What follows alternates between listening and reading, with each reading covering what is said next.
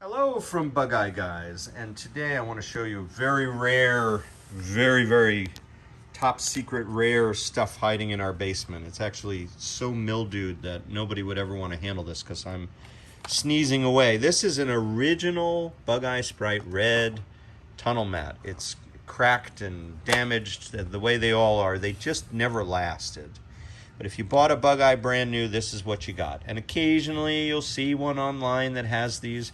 The problem is that they, even if it has, if it's in place in a Bug Eye, it won't be for long. They just split, and there's no way that they can survive. They're just not made to last this long. One more piece of evidence that the people that made these cars never dreamt that in, 60 years later we'd be keeping these cars alive. They just built something that was never going to last that long. But we have the luxury of making a product that is a very nice recreation of this in other materials that are available today. This is a complex molded piece that's very difficult to recreate. And without an extremely expensive mold, I'm not sure anybody can duplicate this. So we've got a version that's pretty close, made out of other materials. So this is where the tunnel would live. Here's the lift to fill piece, just like you would have seen in the original. And I wish we had a green one of these for 501, but we don't. But in today's video, I'll show you how we're arriving at the proper dimensions for the snaps. So even though I get to show you the original pieces, what today's video is really about is where do we place these snaps that go on the floor mat that we have.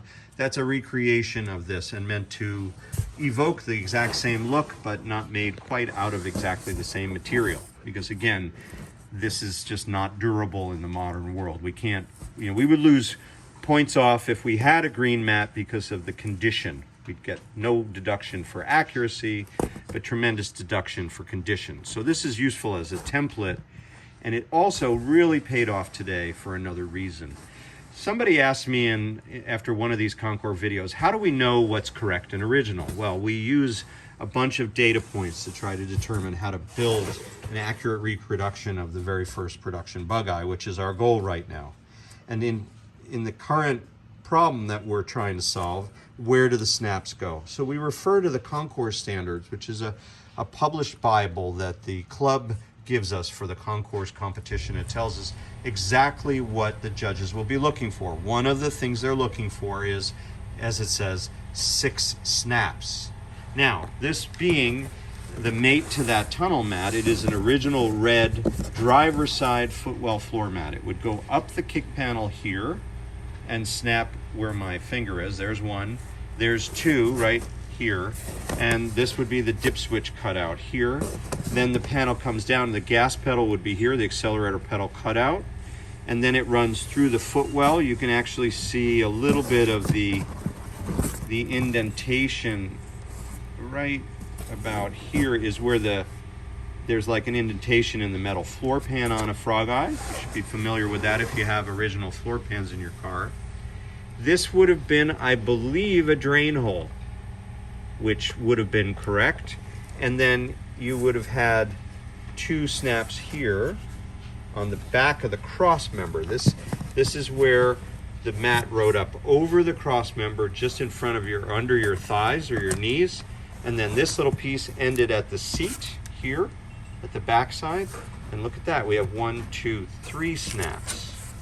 Now, how do we know this is a snap? Because it's reinforced here with fabric, and there's the receptacle from the factory.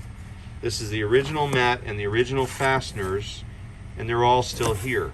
This is the original white backing that's turned black from probably transmission oil that spilled down from it onto it. Isn't that amazing? That was always a problem. It never made it over here to turn that black, but this would have been white originally.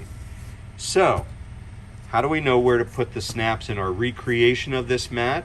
Well, we look to the Concours standard and it says put in 6. 1, 2, 3, 4, 5, 6, 7. Uh-oh, the Concours standard is wrong.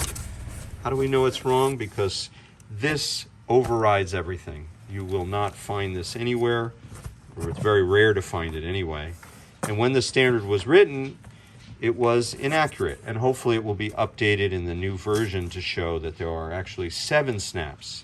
And we now will put 7 snaps into our mat for 501, and that's how we make sure the oldest production bug eye in the world is ready for the Concours competition, and in fact, factory correct. That's what we're up to this week here at Bug Eye Guys.